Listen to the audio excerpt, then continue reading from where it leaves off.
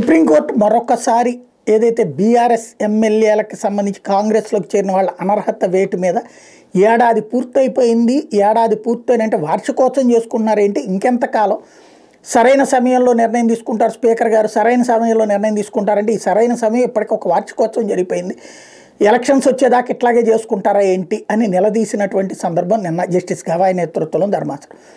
అదే సందర్భంలో ఇప్పుడు స్పీకర్కి ఈ అర్హత ఉందా లేదా, ఏది ఎమ్మెల్యేలకు సంబంధించినటువంటి దాంట్లో స్పీకర్కి అధికారం ఉందా, కోర్టుకు అధికారం ఉందా, ఏది తొందరగా నిర్ణయం తీసుకోవాలా లేదా అన్నటువంటి దాన్ని వాళ్ళ వాదనలు వింటాం అంటూ వాయిదా వేసింది. బాగానే ఉంది. స్పీకర్కి అధికారాలు ఉన్నమాట వాస్తవం, స్పీకర్ల ఇష్టం ప్రకారం నిర్ణయం తీసుకునే అధికారం ఉన్నమాట వాస్తవం.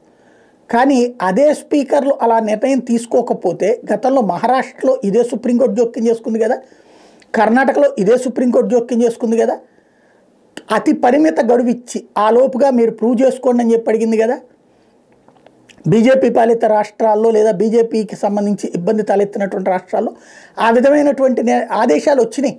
చివరికి అర్జెంటుగా బల నిరూపణ చేసుకోవాల్సి వచ్చింది. అలా అర్జెంట్ బల నిరూపణ కారణంగా అధికారంలోకి వచ్చిన కాంగ్రెస్ ప్రభుత్వం అక్కడ తర్వాత కర్ణాటకలో ఏం జరిగింది అన్నది చూసాం. అప్పుడు మళ్ళీ కుప్పకూలడం, మళ్ళీ కొత్త ప్రభుత్వం రావడం, ఆ లోపుగా కొంత టైం తీసుకునే అవకాశం కూడా ఇవ్వలేదు అప్పుడు సంకీర్ణ ప్రభుత్వం టైంలో.